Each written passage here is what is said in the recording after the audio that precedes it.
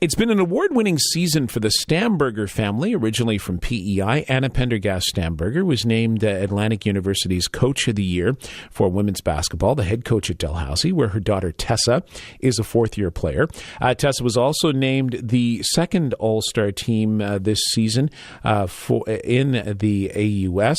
Tessa's brother Sven Stammberger is a member of the men's basketball team and was named a tournament All-Star. He and his Dal teammates are now in Toronto to compete at the CIS Championships. They lost the first game at those championships, as John was telling us in the last half hour of the show. Anna Pendergast Stammberger is originally from Kensington and was PEI's first female Olympian when she competed for Canada at the 1984 Olympics. Tessa and Sven grew up playing basketball in Kensington, so there's some pretty deep PEI roots there. Nancy Russell reached Anna and Tessa in Halifax to find out more about their award-winning seasons. Good morning, Anna. Good morning, Nancy. And good morning, Tessa. Good morning.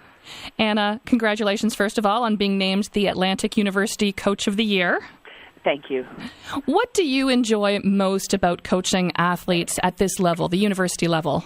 Definitely it's working with the quality of the student athlete. You know, they're usually extremely motivated, ambitious, and hardworking, both in the classroom and on the court. So it's great to have the opportunity to work with people that are so ambitious and passionate and enthusiastic about the game that I'm passionate and enthusiastic about. So we have that in common. What would you say the challenges are? Definitely finding the balance, because academics, of course, are the first priority. Also helping the student athletes develop as individuals, and many of them are away from home for the first time and facing, new challenges and developing themselves. You talk about juggling. How do you juggle being coach and Tessa's mom? Well, I've been a coach since Tessa was born. I was a player coach, and I have coached at all different levels, and she was in the gym since she was born. So she's kind of used to me, I think, in that role, and I've just always been a coach, either someone else's coach or her coach. So we're kind of used to that role. I read a story that you had to throw her out at one point in grade 3. Right. Yeah, well, actually, I think she was in grade 2, but it was our first sort of little school group, and she wasn't quite used to me giving all this praise and positive feedback to some of the other children. But, of course, she had already been in the gym a lot and been dribbling the ball and shooting, and she knew how to do a layup and all that kind of thing. Of course, the other children had just barely started, so I was sort of encouraging them and helping them a little bit more. She found that difficult, and whenever I would talk to them or praise them, she would always say, "What about me? What about me? Mine was better." And so, which was kind of true, because she'd already been playing for 2 or 3 years.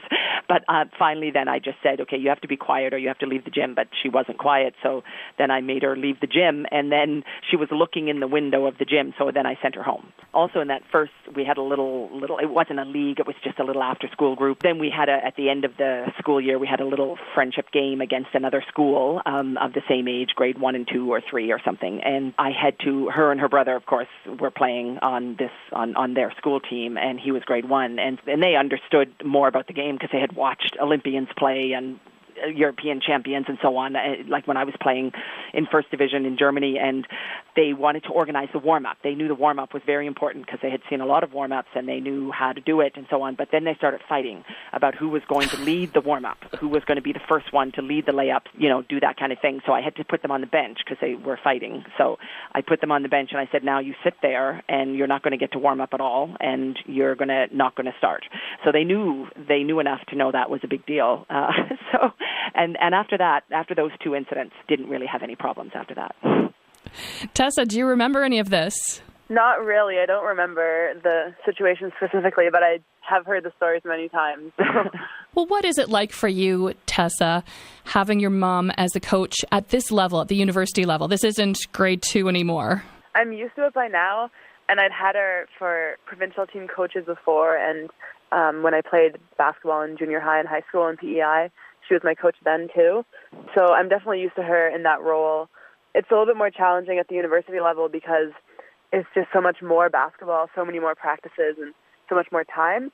I think it was easier in my first couple of years because everything was kind of new, and I was just kind of going along with the team and just doing my own thing and stuff. But as I get older and I'm now like a captain and a leader on the team, it's a little bit more difficult to try to find the balance. And I sometimes worry about what my other teammates think about it and stuff like that. But I have pretty great teammates, so I don't have to worry about it too much. I understand that you always call her coach. Yeah. In my first year, I knew I didn't want to call her mom. That's just ridiculous. I wouldn't want to do that. And we had another girl on our team called Anna, so I didn't want to call her Anna because that would be confusing. So I just started calling her coach, and it just stuck. And now sometimes when I'm at home, I even call her coach because I'm just so used to it. What do you think of her winning this award as Coach of the Year? I think it's great. I think she really deserved it, and I was really hoping that she would get it. She puts so much hard work into the season and the team, and she really cares a lot about us and really pushes us and encourages us. Anna, there's a third member of your family who's involved at Dalhousie. Tell me about Sven and his accomplishments this year. Well, yeah, that's been a Cinderella story. They've just had a great season in lots of ways, but also a very difficult season. They lost their captain and big center to a serious knee injury in January, actually, at UPEI, at the UPEI game. And that was very tragic and a horrific injury. And that's one of the reasons why they came from sort of behind in this AUS championship 2 weeks ago and were seeded 5th out of 6 teams going in, and then just proceeded to win one game after another after being behind double figures. And I think they were very motivated. And Sven had a great tournament, as many of the guys did. They really, really earned it. You and Tessa are heading to Toronto to watch him play at the Nationals. What is that going to be like? Well, I think it's going to be really exciting. I really enjoy watching our children play basketball because, it's a game that was great for me, just changed my life. And to me, it really doesn't matter, how they play, as long as they play hard, that matters, but how they play as far as results.